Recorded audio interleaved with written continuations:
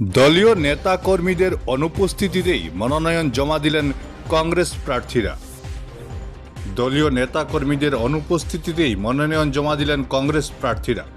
BJP প্রার্থীদের মনোনয়ন দাখিলে দলীয় সব স্তরের কর্মীরা উপস্থিত থাকলেও কংগ্রেস প্রার্থীদের সঙ্গে দলীয় কোনো নেতাকে দেখা যায়নি গতকাল।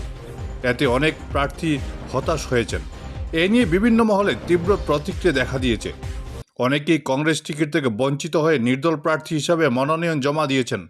টাকার বিনিময়ে টিকিট বিক্রি হচ্ছে বলে অনেকেই অভিযোগ করেছেন। Bureau report, Barak vision.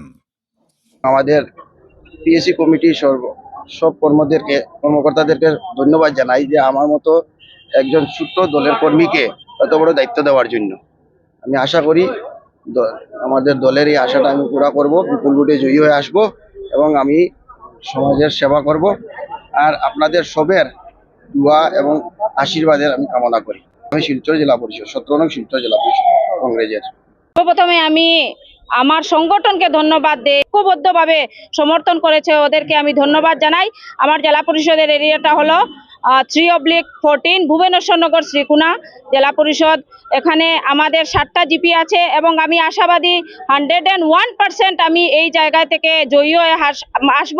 এবং এই জায়গা থেকে জয়ী হওয়ার আসার সবচেয়ে বড় কারণ হচ্ছে আমার ওয়ার্কার্সরা, বিশেষ করে কাছাড় ডিস্ট্রিক্টের কংগ্রেসের যারা সংগঠন, যারা ওয়ার্কার এবং আম জনতা যারা আমাকে স্বতঃস্ফূর্তভাবে আমাকে সমর্থন করেছেন। আজকে ওদের বদৌলতে আমি কংগ্রেসের আইএনসির দলের কালকে রাত্রে 12টার সময় আমার হাতে বি ফর্মটা দেওয়া হয়েছে। আজকে আমি এখানে এসে নমিনেশনটা জমা দিয়েছি।